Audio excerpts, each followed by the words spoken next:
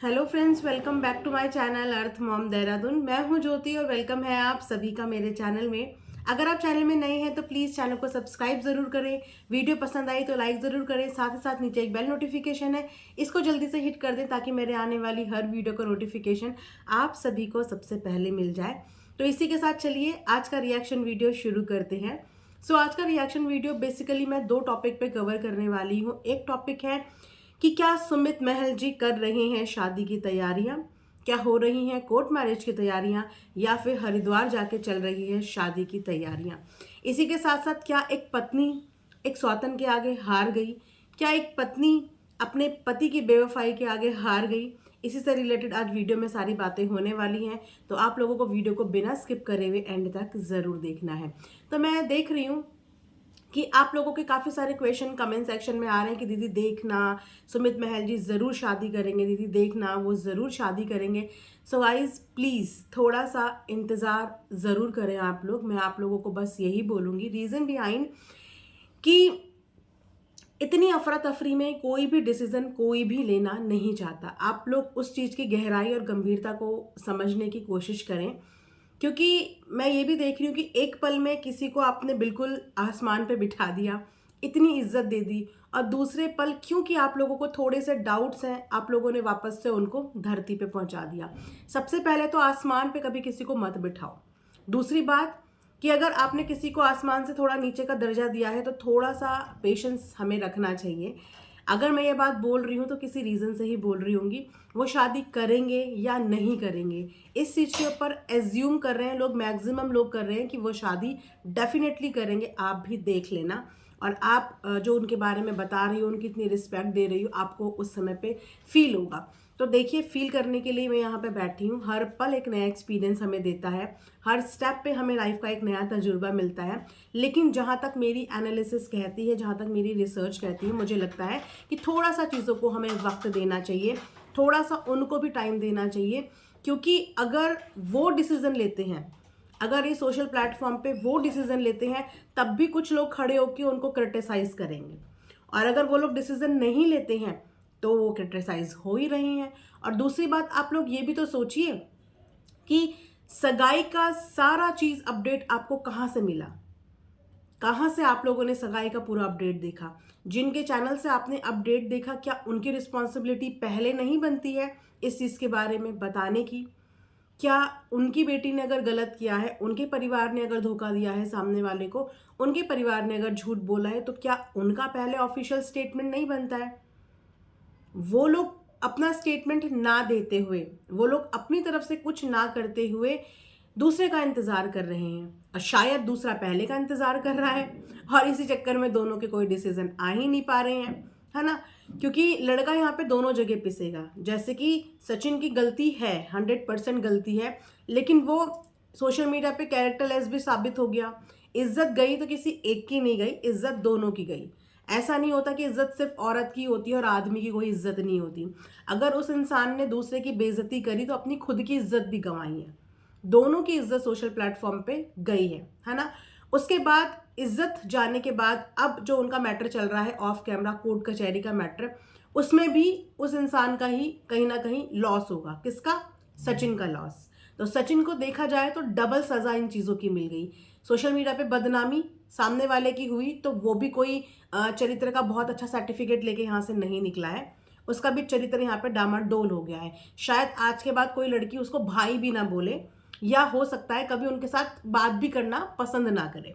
वो यहाँ पे भी अपनी बदनामी करके गया है, और वो बाहर जो चल रही हैं उन चीज़ों में भी वही सफ़र करने वाले हैं, क्योंकि फीमेल का केस हमेशा से स्ट्रांग होता है। वो भी एक वीडियो लेडी का केस अपने आप में स्ट्रांग होता है। और सचिन ने गुस्से में, नासमझी में, रिवेंज में जो चीज़ें सोशल मीडिया पे कर दी, उन चीज़ों की उसको तो उसे भुगतना ही पड़ेगा। तो सचिन को इस वक्त पे दो दो जगह से खतरनाक वाली सज़ा मिली है। तो शायद ये सब चीज़ें देखने के बाद हो सकता है कि सुमित और उनकी फैमिली भी घबराई हुई हो कि जो चीज़ें सचिन के साथ इस वक्त पे ऑफ कैमरा हो रही, कहीं उनके साथ भी वो सब चीज़ें ना हो जाए। तो इसीलिए हो सकता है कि वो इंतज़ार कर रहे हों चीज़ों का, लेकिन इतनी जल्दी से हमें उन्हें मास्टरमाइंड या हमें उन्हें नेगेटिव नहीं बोलना चाहिए। थोड़ा सा दिनों का इंतज़ार और करो, क्योंकि ये बट ऑब्वियस बात है, ये एक कॉमन सेंस की बात है कि किसी परिवार को अगर लड़की के बारे में इतनी सारी चीज़ें पता चली हैं और उसके बाद भी वो उस फैमिली को अपनाता है, तो इसका मतलब कुछ ना कुछ फॉल्ट तो इधर भी है, ये बट ऑब्वियस चीज़ है। लेकिन अगर कोई फॉल्ट नहीं है और उसके बाद भी वो अभी तक डिसीजन नहीं ले पा रहे हैं, तो इसके पीछे कोई बहुत बड़ा कारण तो होगा। सो थोड़ा सा आप लोग इस चीज़ में सब्र रखें, देखते हैं इस चीज़ का रिजल्ट क्या निकलता है, कुछ ना कुछ रिजल्ट तो डेफिनेटली निकलेगा। अब इसके बाद हम लोग बात करते हैं आज के सचिन मनीषा के व्लॉग की। सचिन मनीषा पिछले 1-2 दिन से भोपाल के लिए रवाना हुए हैं। ये हमें उनके भाई के व्लॉग के माध्यम से पता चल गया था कि उनके भाई भी गए हैं, उनकी मम्मी भी दिख रही थी जाती हुई, और आज व्लॉग में हमें मनीषा भी दिखी हैं, सचिन भी दिखे हैं, उनकी मम्मी भी दिखी है। दैट मीन्स कि उनका जो भोपाल का काम था वो पूरा हो गया है, लेकिन डिसअपॉइंटमेंट के साथ वो लोग वापस आए हैं। जो चेहरा मैं रीड कर पा रही थी मनीषा का, उस चेहरे पे वो वाला कॉन्फिडेंस नहीं था, एक डिसअपॉइंटमेंट थी जो कि होनी ही थी, है ना।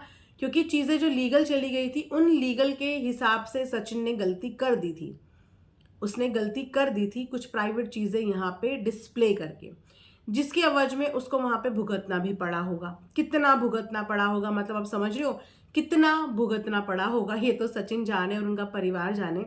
लेकिन मनीषा की बातों से ऐसा ही लग रहा था कि सेटिस्फाइड नहीं है वो, उनको ये समझ में आ गया कि दुनिया कितना लूटती है, किस तरीके के मुखौटे इंसान पहनता है, और सब कुछ सच होते हुए भी, सब कुछ सच होते हुए भी एक नासमझी कि सोशल प्लेटफॉर्म पे बता दिया, उसका भुगत आज जो उसको भुगतना पड़ रहा है वो सचिन की पूरी फैमिली को भुगतना पड़ रहा है। एक बच्चे की गलती की वजह से पूरी फैमिली को आज सफ़र करना पड़ रहा है। एक झूठे प्यार मोहब्बत के चक्कर में आज बीवी से लेकर हर किसी को सफ़र करना पड़ रहा है, और जो बीवी है वो सच में आज फिर से हार गई। वो बीवी अपनी ना गलतियां होते हुए भी हार गई।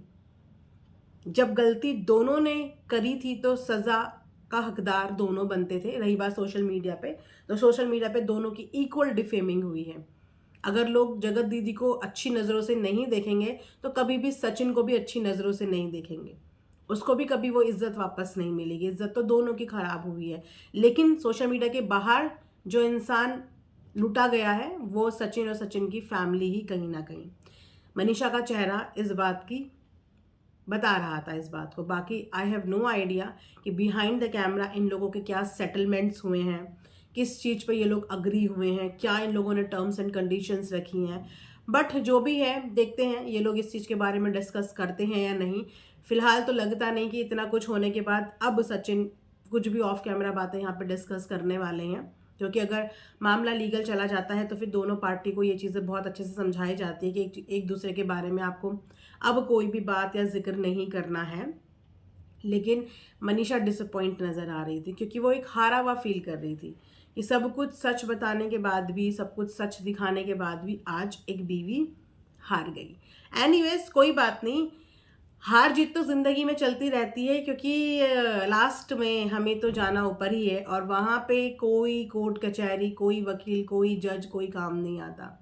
वहाँ पे हमें सिर्फ उन्हीं चीज़ों की सज़ा मिलती है जो हमने अपनी जीवन काल में, अपनी ज़िंदगी में गलत किया होता है। तो कोई बात नहीं, कुछ चीज़ें ऊपर वाले पे छोड़ देनी चाहिए और कुछ चीज़ें इंसानों को अपने लिए करनी चाहिए।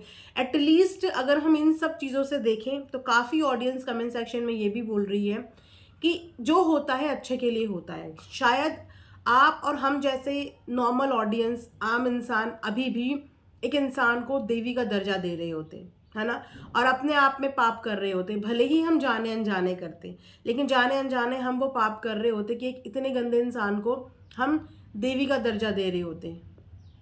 समझ रहे हैं आप? उनके आशीर्वाद के लिए लोग, दीदी हमें आशीर्वाद दे दो, हमारा बेबी नहीं हो रहा है, दीदी हमें आशीर्वाद दे दो, हमारा ये नहीं हो रहा है, हमें ये दे दो, हमारा वो नहीं हो रहा। मतलब कितना पवित्र स्थान उन्हें यहाँ पे मिल गया था। और एक तरीके से अच्छा हुआ ना कि वो जो पर्दा था पवित्रता का वो हट गया। अब समझ में आ रहा है कि ये एक नॉर्मल इंसान है, ये कोई देवी नहीं है, ये एक नॉर्मल इंसान है। और नॉर्मल इंसान से बेटर होता है कि अपने माता पिता से आप आशीर्वाद ले लो, है ना। उनसे आप आशीर्वाद ले लो, किसी बाहर वाले के आशीर्वाद से बेटर। तो जो चीज़ें हुई वो सचिन और उसकी फैमिली के लिए तो गलत हुई, क्योंकि उन लोगों को इसके प्रॉज एंड कॉन्स भुगतने पड़ रहे हैं। लेकिन आम जनता के लिए ये कहीं ना कहीं फ़ायदेमंद रहा कि आम जनता को सच पता चल गया, एक सच पता चल गया कि सोशल मीडिया पे इस हद तक भी लोग गिरे हुए हैं, सोशल मीडिया पे इस हद तक भी लोगों ने गंदे रिश्ते बनाए हुए हैं, सोशल मीडिया पे इस हद तक भी एक आदमी हो सकता है जो बहन बनाने के बाद ये कर सकता है, और एक औरत हो सकती है जो भाई बनाने के बाद ये कर सकती है। तो आम इंसान के लिए, यूट्यूब की तमाम ऑडियंस के लिए तो ये एक आई ओपनिंग चीज़ हो गई कि हमारी आंखें सही समय पे खुल गई, वरना हम कब तक इस अंधे जंजाल में फंसे रहते और अब तक हम उनको पूजनीय समझते रहते। तो यस, आप लोगों का भला हो गया, उसके लिए सचिन को कॉम्प्रोमाइज़ करना पड़ गया अपना सब कुछ, अपनी इज्जत, अपना ऑफ कैमरा चीज़ें उसने बहुत कॉम्प्रोमाइज़ किया है। लेकिन आप लोगों की आंखें तो खोल दी, हम लोगों की आंखें तो खोल दी, हम लोगों के आगे सच तो बता दिया, वरना ये भाई बहन का रिश्ता और किस हद तक गंदा हो सकता था, और किस हद तक इनकी गंदी प्लानिंग्स हो सकती थी, जिस प्लानिंग में शायद कहीं ना कहीं बहुत सारे मासूम लोग भी पिस जाते। एक मनीषा तो ऑलरेडी पिस रही थी, एक और परिवार यानी कि सुमित का परिवार और इसमें इंक्लूड हो जाता, और वो लोग भी वही चीज़ें भुगत रहे होते जो आज सचिन का परिवार भुगत रहा है, और जो कहीं ना कहीं इनका खुद का पहला ससुराल भी भुगत रहा है। आज वो लोग भी उस लिस्ट में शामिल हो जाते भुगतने की।